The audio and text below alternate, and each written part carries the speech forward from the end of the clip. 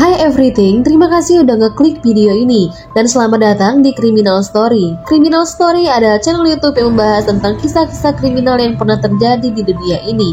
Yuk tekan tombol subscribe-nya, dukung channel ini supaya semakin maju. Tohari adalah warga desa Balun, kecamatan Wanayasa, Banjarnegara, Jawa Tengah. Tohari memiliki nama panggung yaitu Mbah Slamet. Nama panggung tersebut dibuat agar lebih meyakinkan para customernya. Mbah Slamet memiliki seorang asisten dalam memasarkan jasanya di Facebook. Budi Santoso alias Bodrek adalah orang yang ditugaskan Mbah Slamet untuk memasarkan jasanya. Tidak lain tidak bukan adalah jasa penggandaan uang. Dari iklan Facebook yang dibuat semeyakinkan mungkin oleh Budi Santoso, seorang pria bernama Paryanto berusia 53 tahun adalah pria asal dari Sukabumi. Dia menghubungi nomor yang ada pada iklan penggandaan uang tersebut. Tidak main-main, penggandaan uang ini di luar nalar, seperti uang 70 juta bisa digandakan menjadi 5 miliar, uang 90 juta bisa digandakan menjadi 10 miliar. Pada bulan Juli tahun 2022, Paryanto bersama anaknya, Gildas Esa, pergi dari Sukabumi menuju Banjarnegara dengan menaiki bis jurusan Sukabumi-Wonosobo. Ketika mereka sudah tiba di Wonosobo, sudah ada pria yang menunggu mereka. Dan ternyata pria tersebut adalah Mbah Slamet. Gildas selaku anak tidak begitu mengetahui bagaimana perkenalan sang ayah dengan Mbah Slamet tersebut. Singkat cerita, Gildas dan Pak Paryanto dibawa oleh Mbah Slamet ke rumahnya di Kecamatan Wanayasa, Banjarnegara, Jawa Tengah. Gildas Esa diminta untuk menunggu di luar dan sang ayah masuk ke dalam rumah bersama Mbah Slamet. Ini besar.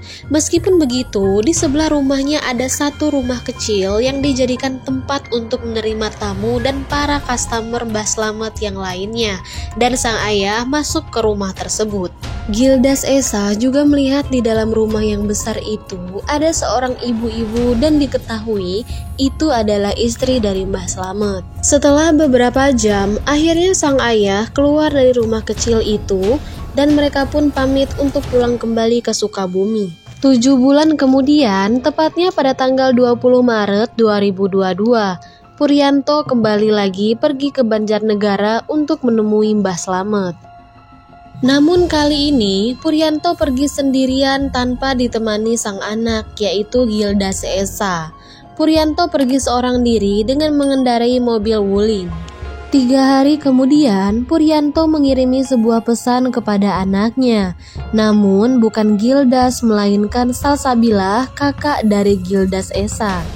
Di dalam pesan itu, Puryanto mengirimkan share lokasi tempat dia berada saat itu, dan Puryanto juga mengatakan, "Takut ayah mati, ini Sherlock Pak Slamet."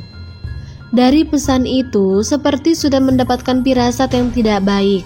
Namun, Pak Puryanto tetap nekat mendatangi rumah Mbah Slamet.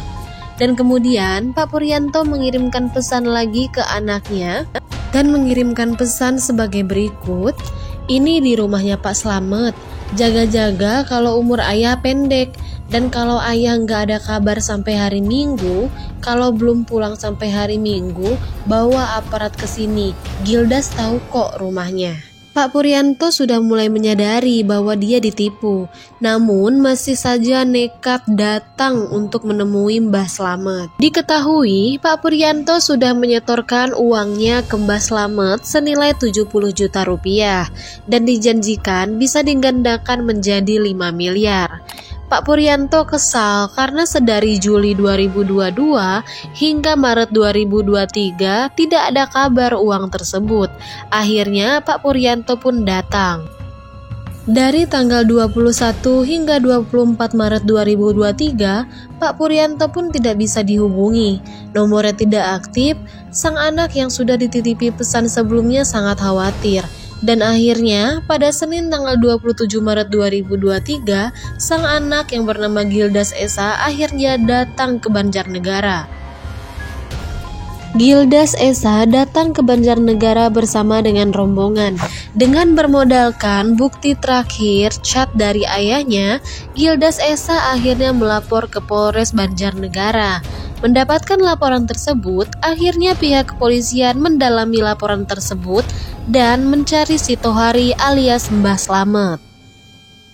Mbah Slamet akhirnya ditangkap pada tanggal 2 April 2023 pada jam 4 subuh. Saat itu suasana sedang hujan dan dibawa ke Mapolres Banjarnegara. Setelah diinterogasi dan dicecar beberapa pertanyaan, akhirnya si Tohari alias Mbah Slamet mengakui mengenal Puryanto dan Mbah Slamet juga mengatakan bahwa ia sudah menghabisi Puryanto lantaran kesal selalu ditagih utangnya terkait penggandaan uang. Mbah Slamet menghabisi Puryanto dengan cara diracuni melalui kopi yang dicampur dengan racun. Mengetahui Puryanto yang sudah tidak bernyawa, akhirnya Pak Puryanto langsung dikubur di lereng bukit di Desa Balun, yang mana ini adalah kebun milik Mbah Slamet yang ditanami sayuran dan tanaman singkong. Berdasarkan keterangan Mbah Slamet kepada pihak kepolisian langsung mendatangi lokasi tersebut. Dan sesampainya di lokasi, polisi melihat ada gundukan tanah yang sangat kelihatan mencurigakan dan saat itu pun langsung digali. Alhasil ditemukan Pak Puryanto sudah tidak bernyawa, terkubur bersama identitas tanda pengenalnya.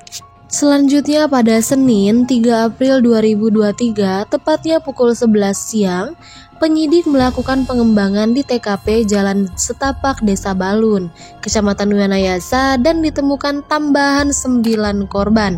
Dari pengakuan Mbah Slamet masih ada korban lainnya. Kemudian pada pukul 20.00 setelah proses otopsi terhadap jenazah Puryanto selesai dan dicocokkan dengan keterangan pihak keluarga, selanjutnya jenazah korban diserahkan ke keluarga dan diwakili oleh anak korban.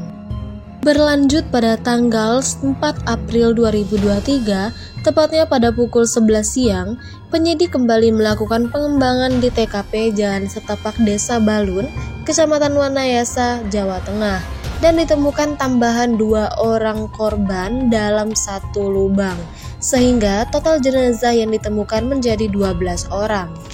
Dari 12 korban yang ditemukan, 9 korban Mbah Slamet tersebut adalah Puryanto warga Sukabumi, 2 pasang suami istri asal Lampung, Irsyad dan Wahyu Triningsih, dan Suheri Riani. Lalu ada korban asal Palembang yaitu Mulyadi, serta ibu dan anak asal Magelang yaitu Teresia Dwi dan Okta Ali. Hal yang aneh adalah istri Mbah Slamet mengaku tidak mengetahui perbuatan suaminya tersebut, padahal dia satu rumah dengan suaminya. Entah memang tidak tahu atau karena dia takut untuk mengatakan kepada pihak kepolisian.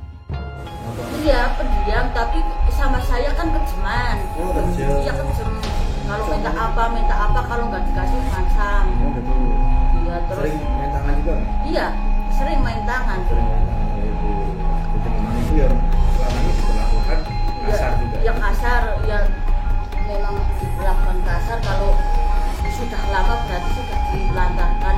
Kalau itu tamu katanya kena berapa, saya juga bukan. Demikianlah Criminal Story kali ini. Gimana menurut kalian tentang kasus satu ini? Komen di kolom komentar ya. Jika kalian suka videonya, tekan tombol like dan share ke teman-teman kalian. Dan untuk kalian yang baru pertama kali mampir, yuk tekan tombol subscribe-nya dan jangan lupa nyalain lonceng notifikasinya. Jadi kalau Criminal Story upload video baru, kamu bisa langsung dapet notifikasinya. Sampai jumpa di Criminal Story selanjutnya. Assalamualaikum warahmatullahi wabarakatuh.